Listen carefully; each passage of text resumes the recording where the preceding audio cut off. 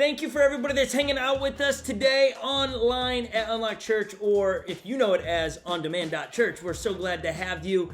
My name's Scott Mendenhall. Let us know where you're watching from, like not your street address, Minnesota, Pensacola, England. Let us know where you're watching from today. We'd love to know.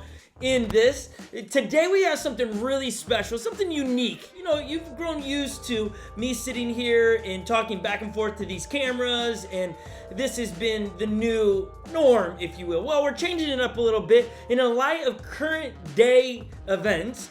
I've been wrestling. What's the right response for me as a white 40-year-old man in the United States? What should I be doing right now? And I thought, man, you know what? I'm going to sit down and have a conversation with one of my great friends, Roy Grant, who happens to be black. And we captured this conversation between two of us, and I gave him permission to call me racist at different times. Or, man, Scott, you realize that is a racist term or slang or any of those things. I asked some really tough questions. It took us 3 times to get it right. Each time, I knew what questions to avoid, to be honest with you. And I learned how to better state it. And so this is probably the most polished version of the interview. Roy, you and I, we're going to address some sensitive subjects, okay? We're going to talk about whites and blacks, racism, just the idea that some of the ideas that are floating around. I need you to put me in my right spot sometime. I don't know. I just need help. And I'm hoping that those that watch this, they don't see themselves inside, oh, we're just watching as a third party to this, but that they put themselves in our shoes and go, oh, I can relate. It's like so good. When you walk a mile in somebody else's shoes, you realize, oh man, those shoes are worn out. They need new shoes. That's why they walk with a limp, because I put on their shoes and walked with them. Our hopes over the next few moments is to walk in your shoes, a black man's shoes, for a little bit and start going, oh, I see it. Okay, so that's what we're hoping. Okay. So I'm going to start with, if somebody's watching this, they're going to be like, that's an abrasive way to start. And I give you permission to call me out if I use racist terms and I don't even know it. Yeah. So here, the first question is, I am the stereotypical white 40-year-old male that lived a privileged life. When I even say it like that, do you see it like that? Or is that just somebody, when I say somebody, I don't know who the somebody is, right? But is that like Western culture twisting something? Or do you really think, yeah, man, there is privilege to be white versus black? You know, Scott, it's one of the most difficult things to do for me is to take a whole group, whether it's dealing with color or dealing with sports, whatever, taking a whole group and then putting a stereotypical title on them sucks. I wouldn't want anybody to do that for me. But, you know, over the last few weeks, so much has been said. And so for me, I have to sit down and kind of dissect some of that before I go ahead and wave a flag or run through a crowd and say, this is what I'm for, this is what I'm not for. One of the things that I'm working through right now in my own heart is this whole mindset of white privilege. Some of it I understand, some of it I don't. The stuff that I do understand would stem from times in my life where I have felt that I have been treated or treated insufficiently because of my color, the color of my skin.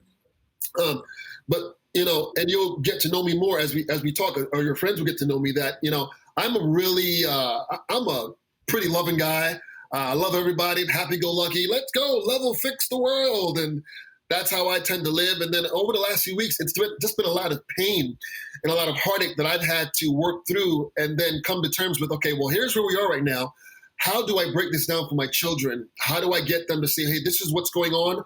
Don't let it steal the joy that you have, but understand you have to be aware of what's happening. Yeah. So, you know, again, I'm aware of what is happening, living just miles from right. Where it all began 2 weeks ago. And no, I got to re-say that, right? Okay. It didn't all begin 2 weeks ago. Right. It's been 400 years. It's been a lifetime, right? Yeah. So, but it got escdo to your home. It got really close to your home. Yeah. Yeah. So now I'm faced with what do I do? Like, how do I post every day about it? Do I go down and protest? Do I put a sign in my front yard that's very popular right now. I don't know if it is in South Florida, but at least in Minnesota right now, Black Lives Matter yard signs are going in. And it's like, okay, if I don't put that up, am I saying that I am racist? Right, So right. like, how do I process that? How do any of us that are go, what do I do? What? So I guess I go, I'm giving you permission to tell me, Roy, what to do. Yeah. Well, Scott, you know that you and I we always bring things back to the word. At least that's where I'd like to start. Then we kind of break it down to what we think or experience or people that we've dealt with. James 4. Oh, please quote me on this later. James 4 says that if you know the good that you ought to do and you don't do it, then you're in sin. Well, there's a lot of good to be done. Now, we're still trying to process and figure out what that good is. You said a moment ago about if you don't put Black Lives Matter, or if you're putting up but all lives matter. Scott, as a Black man, a few months ago, I was wrestling with the mindset of, yes, I agree, I understand about Black Lives Matter, but man, I got white brothers, I got Spanish brothers, I got Asian brothers, I got, you know what I'm saying? It should be all lives matters. Now, today, over the last 2 weeks, where it has become quite vocal, there's been a passion that you've felt, you've experienced, you've seen. The understanding of Black Lives Matter to me means more today to me than it did before. If I look at it in biblical terms, Jesus talks about the 99 sheep, and then that one that got away, he stopped. He left the 99 sheep and ran after that one. Now, if you think about that for a second, if the sheep could talk, they're like, yo, what about us? We're over here, Jesus. But you guys are great in numbers. You guys are going to be okay. I got to go get the one that's having trouble. I got to go fight for him. I got to go get him. And I think right now we're looking for people to look at us as a Black man, look at us and come after us with the mindset of, hey, you're the one that's hurting. You're the one that needs the help. We're gonna run after you right now. Yeah, and I think it's in our conversations, as this is the third round, Yeah. Right? We've used the illustration of, well, one of my 8 kids starts to choke and I run over and help him. Right. And I loved how you said it. I think on the second version, you turned your back to me and you were like, all your wife can see is the feet hanging and they think that you're playing with your daughter, but she's actually choking. And Holly goes, hey, all the kids matter. Why don't you play with them all? And it's like, well, no, this is the one that needs it. Right. And that's where, right? That's what with Black Lives Matter right now is because Black people who are hurting right now. Right. Right. So that's why they matter. Like they've always mattered. Right. I mean, I say they all, in my opinion, right? Who I am, they've always mattered. Yeah. Obviously, there are people that Black people don't matter. Yeah. Or they're indifferent. They don't really care. So, Roy, what would you say to someone that is racist? That, like, how do you encounter that one? Yeah, that's a new one, isn't it? That one's a new one. That is a new one. How do you get them to swing from being racist to valuing a life? Jesus looked at certain people in God's word, and to their face, he called them hypocrites. And as I think about the idea of racism, it's rooted in the art of being a hypocrite. And why? Because if Christ's greatest commandment to us is to love, and we can't see it in our hearts to love our fellow brother, our fellow sister, not mattering at all what color their skin is, then we're not actually living out what Christ has asked us to do. And there are people that call themselves Christians, and I'm not judging, but that's just what it is. They call themselves Christian, and they're not doing that. And that puzzles me because it's all over God's word, So yeah. What I'd say, man, you got to check yourself. Again, if you know the good you ought to do and you don't do it, then you're in sin. Yeah, that's so good because that leaves it up to, and correct me if I'm wrong, Roy, that means all of us. Yeah. When I say all of us, I mean all people. I don't mean all white people. I mean right. All of us got to be listening to what is Jesus saying to me and what am I going to do about it on this topic. I don't think you can sit in neutral. No, you can't sit in that, especially not today. It's not today. I spoke to a friend of mine. I hadn't been saying his name, but I can say his name. It's Anthony Evans. incredible vocalist, artist extraordinaire. Comes from a great line of family members. And he said something recently in a chat, and the phrase was, your whisper. So Scott, your whisper is going to have so much more impact right now than me yelling at the top of my lungs. And it goes back to the mindset of if that white privilege idea is real, if it's real, then in reality, your whisper will have a lot more impact than mine will, my loud voice will right now. And the goal is in time that, man, we would both be able to whisper and change the world. But right now, this is God has allowed this to happen so that I believe these things can be shown and everyone can see them. Yeah, I guess I sitting here in Minnesota, I struggle with, like, what do I do? I know I need to do something. I have all these options. I've got people telling me, man, Scott, you're not posting enough on Instagram or Twitter, so therefore you're racist. Mm-hmm. Or you're still creating one-wheel videos and you're not down protesting every day, so you're racist because you don't do that. You're racist because you don't take your kids down and bring them into the protest. You're racist because you and it just go on. I mean, I could just continue. And so all of a sudden I feel this tension. But I'm not. What I feel like is that I'm 42, but don't tell anyone, Roy. Like 42 years of my life doesn't matter anymore. And it's about what I'm going to post to validate who I am and how I'm raising my kids. And so how do I, like, do you feel that? Because if I'm not posting something every day about Black Lives Matter or what's happening, do you take that personal one from me as your friend? And if you didn't know me, would you take that as thumbing through, you find Scot Mendenhall and you thumb through and go, oh, he didn't really post much about that, so he must be racist? So it's a loaded question with a loaded answer. There it is. I've been taught, you've been taught, when it comes to judging someone's motives, don't do that. Now, here we are, we're at this point in time where, perception really is people's reality these days. What you perceive is actually what's there. I have to tell myself all the time that I can't be like that. Now, with that being said, if you have a platform, then, you have a responsibility to use it to be able to encourage the ball down the court.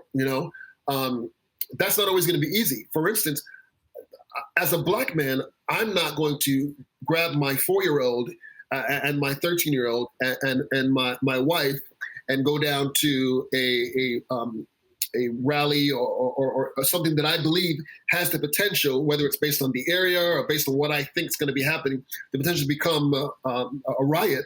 I'd be silly. I'm not going to put my family in harm's way. My wife's not Black, which says a lot. My wife's not Black. So that the mindset of me putting my family in danger during a situation like that would be silly on my part. Can I go? Sure. As the man of the house, yes, no problem. But I got to be wise. I'm going to be wise. And for you, I would tell you the same thing, Scott. You have 8 beautiful kids and a wife. Yes. As the man of the house, if you're setting a standard for your household, sure. I think if you have the opportunity to and the vantage point to go down and be around people, and you're not there alone, but you're using wisdom, I think it'd be great. But again, you got to do things with wisdom. Yeah. Yeah, it's asking yourself, what is the wise thing to do? Yeah. So what are other options? Like right now it is, you feel like you got like 3 options maybe, okay? So correct me if I'm wrong, like a white male, I've got 3 options. I feel like, please, like, give me more than, but I feel like it's post on social media, go to a protest, or give money somewhere. Yeah. Well, is that it? Or is there more that we need to be doing, right? There is more, right? I think there's more based on who you are. I mean, for instance, Scott, your platform is a pastor. And not only a pastor, I mean, you are an influential person in your community. And so a platform, even like this video that you're doing right now, that's a platform. I have 4 daughters. My second oldest child, she's not the one that's going to be out on the corner yelling and telling people blah, blah, blah, blah, blah, but she's a musician. So she's going to sit down with her guitar and she's going to sing a song like she's done recently and sing a song about what's going on. Um, it's really Scott. We've done this this is the third time, and I almost feel like I'm missing some of the as I'm about to say it. I feel it now, so it's okay. I kind of want to tell a little bit of my story first, because I think people can just see us as friends and not know that there's a little bit of a backstory. You know, for me, Scott, one of my second dealings with people that don't look like me that would have allowed me to feel negative towards them in the future, like today, was an opportunity I had when my oldest daughter, who's now 20-something years old, was born. I used to be part of an entertainment company, and we would rent fancy cars on the weekend. And if I had a big crew with me, I'd rent a big SUV. And one weekend I rented a big SUV, brand new, no tinted windows, such a beautiful car. And I'm getting off on Broad Boulevard. And as I'm getting off, a bunch of cops came out of nowhere. I'd love to say it was just a bunch of cops, but it was a bunch of white cops that came out of nowhere. And 5 of them, they all got me to stop. They all had their guns out, and they're pointing their guns at me. And they can see me in the car. I don't know why they didn't see I had a child. Didn't matter. I got out the car. Guys, I have a baby in the car. I have a baby in the car. Please, get down on the ground. Get down on the ground. I'm down on the ground, and all I can think of, I'm about to get shot. This is ridiculous. I'm crying. My hands are behind my back. About half an hour later, I find out that the car that I had rented was reported stolen, I guess, months ago. And when the company that I rented it from got it back, they never reported it as returned. And so, you know, here I am now. I'm driving home. And that was like the second time that something like that had happened in my life, where now here's this stamp on my mind and in my heart that should make me feel like, man, I got to hate that white person. I got to hate that white person. Last year I did jury duty, and then I'm in court, and the judge said to me, Roy, is there any reason why? Because it was a big court case. I was in the court case for 10 days on jury. And on the day that I got picked, he said to me, is there any reason why you would hate a police officer? I was blown away by the question. And I told him the story that had happened. And then I said, but Your Honor, just so you know, as much as I identify myself as a Black man, I'm a Christ follower. And I have chosen to forgive them. And so I can sit in this courtroom and do exactly what you need me to do, Your Honor, because of the love that I have for people based on what Jesus has done for me. But without Jesus doing anything for me, or without me accepting it, I couldn't have done that, Scott. Yeah. I mean, again, that's the third time hearing that story. And my heart breaks every time. I'd never heard that story. The first, I know your daughter. Like, I know you. And I'm just like, what? Like, man, I know it's not my responsibility to apologize. So I just feel sorry. I feel like I feel this thing, right? It's like my good friend, there is no reason. I'm sorry. And that's where I find myself in this moment. Like, sorry isn't even just sorry. Like, I want action. I don't want, sorry feels so like not weighty enough, right? For Black people. That's where I am sitting here is like, sorry. Yeah. That's not it. I don't want, is the word empathy? I want to give action. I want to mobilize people. I want people to mobilize what they have in their hands and do something with it. You speak of me leveraging as a pastor, using a teaching or using technology to do. I want to mobilize people to look in your hands and how are you propping up that Black Lives Matter? Yeah. And asking the tough questions, right? Because right now we're in attention mode, right? You've got these two circles, you got black and white, and we're meeting in the middle. And when they cross over the two circles, there's this really dark area. And it's like, most people want to avoid that. They don't want to ask questions like, okay, I'm a 40 white-year-old man, privilege. Like, what do you do? Like, we don't want to hear that. People don't want to roll. They want to get away. And here, I want people to lean in on those things. Yep. So, okay. So another one for you, Roy, as you're speaking, you know, you've got a beautiful family. You have some stories that have put fear in you. How are you raising your family how are you, I don't even know how to word it, because I was like, to not be racist, because it's like, well, maybe that's it. How do you raise your family to know that Black Lives Matter, that through the lens of Jesus, everybody matters? But how are you doing that? I think, Scott, a lot of that comes from something that I actually learned from you back in the day. You did a teaching back in the day talking about can I say this? Yeah, sure. I don't even know what you're going to say, so go ahead.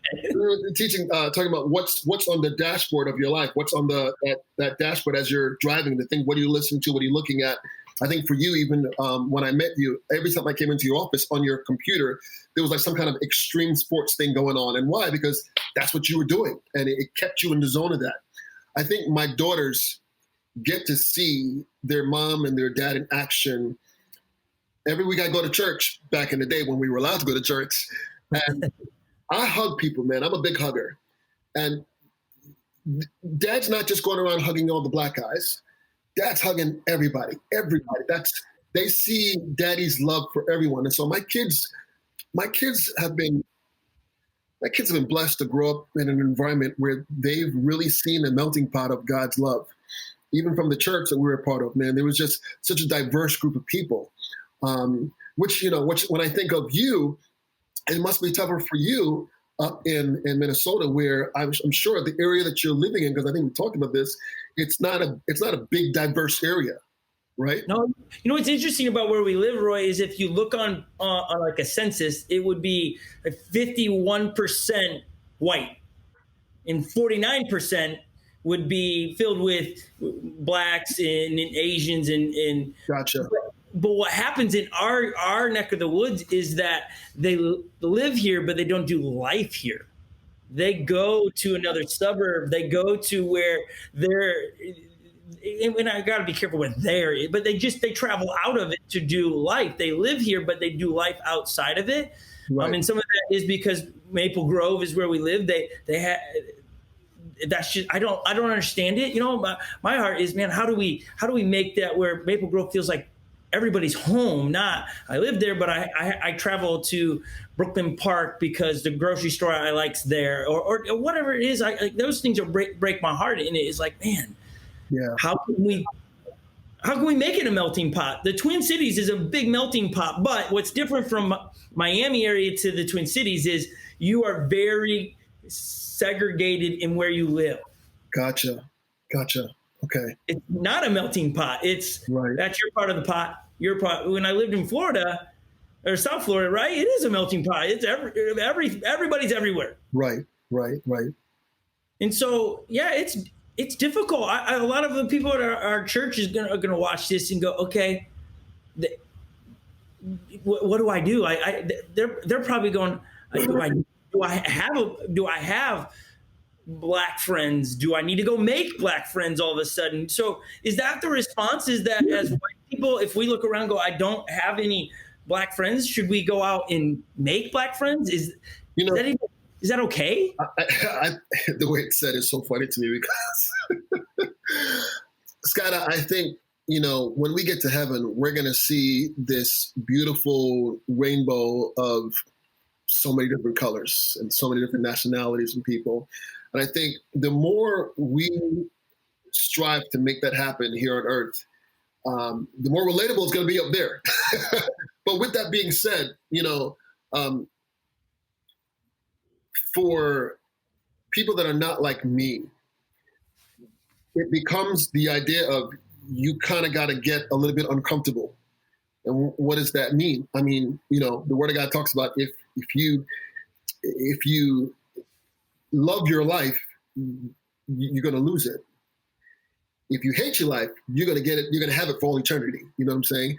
And that doesn't mean that you need to go out and throw yourself on a bomb. What I mean by that is, like there's a couple that I know that moved overseas, and he went as far as to learning Arabic, grew a beard, wears the garb, and speaks with the accent. You would never know that this man is what he is. Okay. But he's there and he fits right into the culture. He's in the mission field. And the reason why he's there is because he knows that he has this one opportunity to share Jesus with people. Mm. And for him, he might not even see the fruit of the crops while he's there. It might just be a training field and raising people up to go and do more of it. But every single day he's putting his neck out on the line, and it's anybody that finds him out, they're going to kill him. They'll kill him, they'll kill his family, So when I look at that, how important is this situation right now to the people that are not like me? If it's really, really important, then the level that you're going to fight, the level that you're going to scream is going to be even sometimes louder than me because, again, you have to realize how much this hurts or else it's just going to continue. We talked today about the kettle that's boiling on the stove, and it gets to a point where the kettle starts to make noise. Or we've been quiet for so long as that water's been boiling. Now we're just screaming like a kettle. We're like, we need help, guys. Would you please help us? And we hope we get it. And it seems I'm more hopeful today, Scott, than I've been in a while. I see so much happening, and I try to pull away. I'm not going to name news stations, but I try to pull away from anything that I see right now. It's going to just feed me all negative. I mean, we got the coronavirus, the killer hornets, the aliens. I mean, there's something happening every other day. I try to find places that I know are going to give me hope. And I've seen so much hope recently, and I've seen videos of people coming together. I've seen videos that have made me bawl of different generations and different nationalities walking together and in peace and sharing peace and fighting for peace. So if more of that happens, I think this time around is going to be a real change. Yeah. And that's what I want to be. I want to be a part of the change, right? I don't want, as you said earlier, I think you said it this time. It might have been one of you, but I just don't want to be on the sidelines, right? I don't want to be on the sidelines hoping or watching and going, oh man, I missed it. I didn't do my part. I want to do my part. I want to take what's in my hands and do something with it and not go, oh, those people are, and I do mean when I say those people like that, is like that.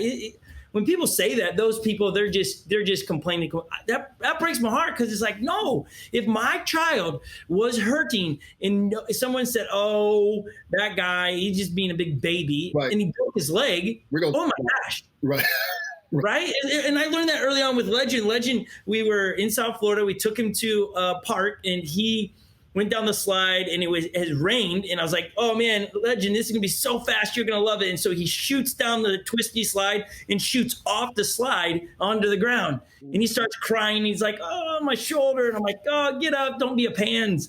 And he's like, oh, my shoulder. And Holly shows it. She's like, look at it. It's like really swollen. And I'm grabbing his collarbone. I'm like, it doesn't feel broken. I'm like, just put the guy to bed. He'll be fine. So we put him to bed, wakes up the next day and it's black and blue. And I'm feeling, he's like, I'm like, maybe we should take him in just so, we're not that parent that like his right. Take him in. And the dude had a broken collarbone and I'm calling him a pans and I'm touching it and all this stuff. And it was like, that's what I correlate to what's happening in the world is that you have a lot of my great friends that are saying help. Wow. There's a lot of people out there saying, oh, don't be a pans. Wow. Don't be and they're really hurting. And that's the heart of this is that I see a group of people really hurting and I don't want to miss it.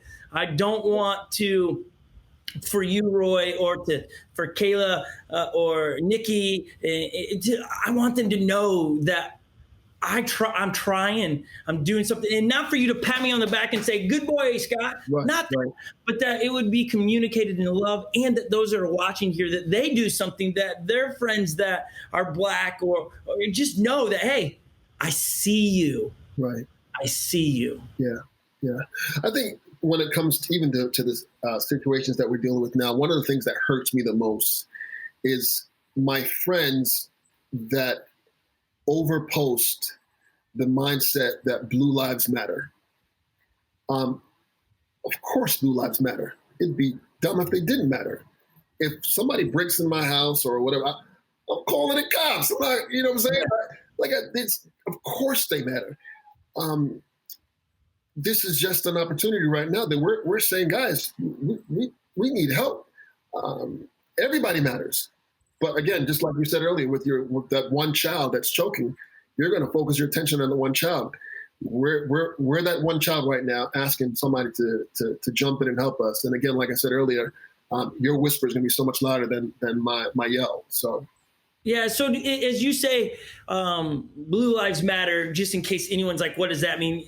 You're referring to policemen, right? Absolutely. Yeah. Absolutely. Of course they do. And they do. And I do think that everybody's got to be careful that Black people are hurting right now. Right. And in the process of fixing that, you don't want to turn around and hurt another group of people, Right. because the saying is hurting people hurt people. Yes. Yes. And so I'm watching that as well. It's like, now all of a sudden I'm pulled, okay, I want to help both. Right.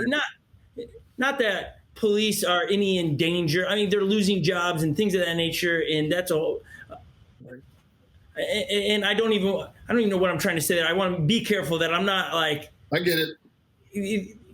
Yeah, I'm trying to finish the thought there, but no, Black Lives Matter. That's the problem. Right. Now, trying to fix that is like, well, we'll just eliminate something else, but you create Right. a divide, and you create, instead of going a bit what you said before. It's the verse that you are quick to listen, Yeah, and slow to speak. Right. And I just feel like when I see reactions like that, I feel like the reactions and not responses.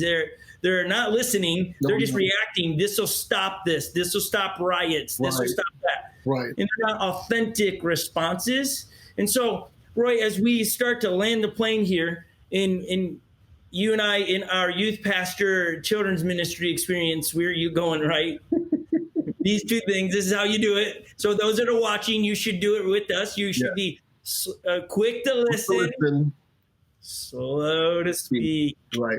Yeah. They need to memorize that, because that's what it's been a couple weeks since this has all transpired, and I'm trying to be, what is the wise thing to do, that I communicate love to everyone, I don't hurt someone. Because, man, what's breaking my heart, as well as people are posting with all the intentions in the world of like, oh, Black Lives Matter, then they get ripped because they said it the wrong way. And it's like, that's scary too. It's like, I don't want my words twisted. That's why I love this. I'm much better at the spoken word than I am writing it. Yeah. And so in the heart of being quick to listen and slow to speak, I want to give you a few moments to speak to a primarily white audience, and to me, saying, hey, what is it that we need to be doing? What is our response that would communicate that we believe wholeheartedly that Black Lives Matter, and we're not doing it just because we want to look good? Well, I think, Scott, what it boils down to in the end is, yes, we have to be quick to listen. Yes, we have to be slow to speak. But then there's a third part of that verse that says that we have to be slow to become angry. And it's always blown me away as I read that, because it says that we will have an opportunity to actually be angry, slow to become angry. And my prayer is that that anger would well up in a sense of righteous anger that will lead to this change of mindsets, change of perception, change of viewpoints, change of how we see each other, and give people a push towards saying, listen, Black lives do matter. White lives do matter. Asian lives do matter.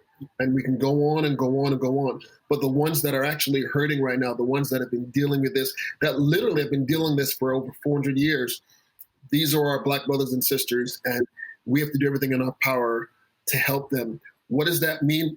You may be able to ask that question to somebody else that's not me and get a completely different answer. But again, that's when we become quick to listen and then slow to speak. If we can practice that over and over and over again, I think sometime within that practice session, we'll always get to a point where there's righteous anger at the end, and then we respond with the mindset of, guys, we're going to do this together. We're going to push. We're going to help. And then in the end, we're going to all make this happen. Yeah, that's so good. Okay, so I'm sure people are like, well, how did Scott and Roy end up here doing this chat? It was really, I responded to a teaching of mine from last week. I said, hey, this week, reach out. When somebody's name pops in your head, reach out to them and encourage them. And your name popped in my head. And I just said a voice memo to you, Roy, man, just thinking of you. Love you, bro. I hope you're doing fabulous. And then you sent back a memo, and I just to hear your voice is like floods of memories. And then I sent one back, and then you upped it again and go, hey, I'm going to hit you up with a your very own YouTube video, Scott, for 5 minutes. And I was like, dang, this dude upped the ante. And then I was like, all right, hold on. We need to sit down and have this conversation, because I got a lot of questions. And it all just came out of me, one, listening to what Jesus was saying just to encourage you. Yeah. That's how we're sitting here, Yeah. is because I just listened to a nudge. And it's fun to hear you throughout this theme is, guys, it's not what Roy's telling you to do. It's what is Jesus saying you to do on this. And yes, love is, that's it, man. That's a filter. But love also is an action, right? Jesus didn't just say, I love you. He did something about it. Right. He died and rose again. So we can post all day long we want. Hey, but there's got to be some actions. Yeah. And I want to mobilize us as, and when I say us, I mean the church, the big church, the church in the world, to do something, to love with action. And so I guess I'm coming to you now with, okay, but let's play it out that we got people listening and go, man, I have black friends, but I don't know what to say to them. So I haven't reached out to them. Do you think, again, I know this is just your opinion, do you think that their black friends are offended that their white friends aren't reaching out to them? Do you think that we need to be reaching out to, or does it feel like all of a sudden it's a charity case? Well, you're just doing that because, right? Yeah. So there's a tension. So help me or them walk through that. People don't really know how to respond right now, Scott. I'm getting phone calls quite a bit from people that I haven't heard from in a while. And part of it, there's an excitement, want to hear the voice. The other part of it is like, man, like we're waiting till now to call me. But I always quickly transition my heart back to, but they're trying. You know what I'm saying? And a lot of people just people just don't understand what's happening. And there will be people that say, well, that's just an excuse, man. How could they not understand? They've seen it. Yeah, seeing it is one thing, but living it is a completely different thing. They're buddies of mine that when they get pulled over, they're thinking, oh man, how much is this ticket going to cost? If I'm going to get pulled over, I'm thinking, am I going to make it home? I know I got to turn all my lights in the car. My windows got to go down. I got to put my hand on the, so he knows that there's nothing in my hand. Like that's what goes through my mind. There's a gut wrenching sense of this could be bad. Until you walk in the shoes, you'll never know how they fit. You know what I'm saying? Yeah. So what I'm hearing is we need to be. It's never too late to reach out, even if it's awkward. It's never too late. It's never too late. Time to a simple a little bit and reach out, right? Yeah, man. And you know, it doesn't have to be. Listen, you can start it off with the truth. Hey, John, what's up, man? I know we haven't spoken in a while. Bro, I don't even know what to say right now. There's so much happening in the world. And just like you did, I felt this overwhelming nudge to give you a shot, man. How you doing? And then let it go from there. That's it, you know? Yeah, it's not a script to follow. It's authentic relationships, right? That's I heard someone say recently that, man, if you don't have black friends, you need to go out and make black friends. Like, does that offend you? And if you heard a white guy says that, hey, you got to go out and get some black friends. Do you think that is that like, what's it? How's that settle with you? It rubs a little bit. But also, it all depends on what seat I'm sitting in. The seat that I'm sitting in that's a little bit weird because I'm going to make friends with everybody. You know what I'm saying? If I see you today, Scott, I'm hugging you. You know what I'm saying? Like that's me. And then you can't fault everybody because there are going to be some people, like there are going to be some black guys that have only been brought up around black people. They've been to black church. That's all they know. There are going to be some white guys that have been only brought up around white people. They go to all white church, et cetera, et cetera. So I think with every person, it's going to be different, man. The only thing that's going to connect us all is this love of Christ. Yeah. It's the only thing. Everything else is up for grabs. There's nothing else. Jesus is the same today, yesterday, tomorrow. But you and I, we're going to go through changes and blah, blah, blah, and whatever. Yeah. No, that's so good. It's good. I'm so grateful that God took me on a journey of moving from Central Illinois to South Florida, because Central Illinois, I live in the middle of cornfields, right? It's like, one, there aren't that many people, and I'm pretty sure all of them were white. And so to move to South Florida, to be around what we were saying earlier, melting pot, and now my phone is filled with some really genuine close friends Wow. that are Black and are other diverse backgrounds, which I love. Right. Right. And so I'm grateful for that. I'm grateful for that experience, but not everybody's gotten or gets that experience. It's just taking advantage of every opportunity to be Jesus to everyone. Yeah. And you know, what I don't want people to do is to watch this and then leave feeling defeated. Like, oh yeah, I know I don't have any Black friends, or I know I don't have any white friends. It's not about leaving feeling defeated. It's what is your next step going to be? You know, and the next step is you start small, man. It's just one step at a time. You're not going to go out, stand on the street corner. I need some Black friends. Come on, let's go. You know, you're going to have a problem. But, Yeah. but I mean, one step at a time, man. I think that's really what it boils down to, and showing Christ's love. So especially as a Christ follower, especially as a Christ follower. Roy, I thank you for your time, man. I thank you that you've done this 3 times. I hope third time. What is it? What's the saying? Third time charm? Third time the charm. Yeah. Yeah. Let's hope so. And I love how each one of them, you and I only know that they're so different, right? Different than the last one. And I thank you for your time, your transparency. I thank you that you said yes when we offered you many years ago to be the children's director, and Sheila, your wife, to be the preschool. I just thank you. You guys are a duo it's a force to be reckoned with. And that you allowed me to be the youth pastor of your 2 older daughters. And and I'm sure you feel the same way. It's like, yeah, his family is so much larger now, and I only know 2 of them really well. No. 8 kids. When you said that yesterday, I went, man, I didn't realize he actually had 8. I thought it was 6, but it's 8. This man has 8 kids. Yeah. We're like rabbits around here. We multiply fast. Must not be a lot of stuff to do up there, Scott. It gets cold, man, in the winter. It gets cold. You know, I know, Scott, you're going to sign off now, but something I just want to just leave everybody with. You know, the Word of God talks about how these 3 things remain: faith, hope, and love. And then he says that the greatest of all these things, even bigger than faith, bigger than hope, is love.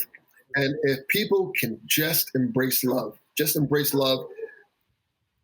risk everything for love, this world's going to change, and we're going to have some great stories to tell our children in the future. So. Yeah, and it can't just be hearts and flowers. It's action. There's got to be an action, and that's what today's about: is mobilizing everyone to do something, to post, to go protest, to say hello, befriend in an authentic way someone that is Black, to say, hey, just recognizing where everyone's at. I just run, literally did a 4-mile run right before this. And I just made it the last 2 weeks. I'm saying hello to everyone. I'm not singling out one race, but I'm like, hey, everybody needs to feel this love. And I'm not going to I'm going to do it to everybody. I'm going to make sure I'm saying hi, head up, looking at them, and spreading the love, because I know Jesus. You know, Scott, the first attribute of love, Paul talks about it, is patience.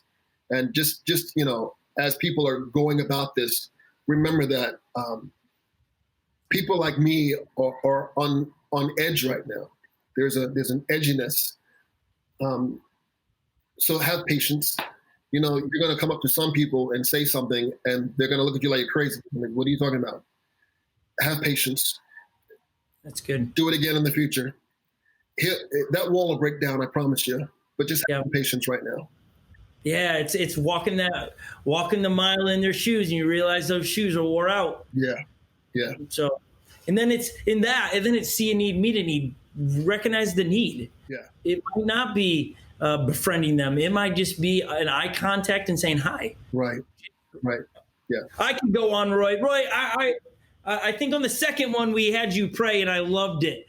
The first one I think I prayed, what we should do on the third one is we just pray at the exact same time, but that'll just be really messy. So we won't do that. But I would love it if you would pray for everyone that's watching or listening to this, right? We don't have any idea who's going to listen to this, and I hope they're not offended, because the heart of this is not to offend anyone. It's to really have an authentic, genuine conversation. Absolutely. Man, let me pray. Yep. Thank you so much for the opportunity. God, I just come before you right now. You are worthy of all praise, God. You should be exalted. And Father, I just thank you so much for how much you love us, God, how much you loved us so much that you would send your son to earth to die for me and for every single person here, God, so that we could be together with him and you in eternity. Father, right now I pray for my friend Scott. I pray for the church that he leads, God. God, I pray for his attendees. I pray for his followers. I pray for the influence that you have in his life through other people, God. God, I pray right now that you would move in such a powerful way that hearts would be moved, but move towards action. God, I pray that you would be with every person that's listening to the sound of our voices, that you would help them to wrestle, God, in their spirits. How do I become more like your son? God, thank you for such an opportunity like this, that we can simply share together as a Black man, white man, but Father, overall, identifying as children of the Most High and be able to bring you glory, Father. We love you. Thank you so much for this time. And I pray this all in your son's name. Amen. Amen. Roy, thank you, man. As we were praying in there, one, I was praying that this recorded. Two, I was just going through all the different fun and learning opportunities you and I have had together. Yeah. Who knew that, 5-10 years later, we'd be sitting here talking about this? Because we never even had one conversation about, I don't remember, about race or anything. It was just like, nope, never. We never had to. It was just like, never had to. You loved my daughters. We loved your family. That was it. Yeah, I said this to you earlier, but I want to make sure everybody knows it. Kayla, your oldest, babysat Icon when she was a wee little newborn, yeah. and for the next couple of years babysat her. And Icon has your daughter's personality, the love of drama, the acting and the singing, and I hope she is as talented as your daughter. But I just thank you that you allowed your daughter to babysit my kids and to pour into them. That my little Icon is better for knowing your daughter and your family. So thank you. You could have said no, that family's crazy. You don't yes. I thank you, man. I thank you. It's been an honor. It's a genuine honor to be part of your family's life. Brother, the feeling is beyond mutual. So, and you got to stop this because I already start tearing up. So yeah, I know. So we're gonna end it here in a second. But for those that want to see the first recording, we only have the audio, so we're gonna post that on my YouTube channel this week during a ride along Minnesota on downtown on One Wheels. It's gonna be a 42-minute ride, and you'll get to hear where Roy, I'm gonna put him on the bus a little bit here, he tears up I think 3 times in it. It was super emotional. That one devastated me that we didn't get it on video, but we wouldn't I think God wanted us to do what we're going to do and put it on my other YouTube channel and share that story with One Wheel Riders. Yeah. So that's where that one will be. That's good. Well, man, this is a great honor, man. Thank you so much. Thank you, man. Have a great evening. Whew! That was some heavy stuff in there, some fun stuff. Man, just to hear a great friend of mine share some of his stories, I had no idea was happening. I hope you guys enjoyed that. I look forward to being able to show this week the original one, the uncut, the raw version where he's crying, and it's worth a watch. We'll cover some of the material that we did in this one, but it's a lot of newer stuff that we didn't cover just as the evolution of these interviews went or the conversation went.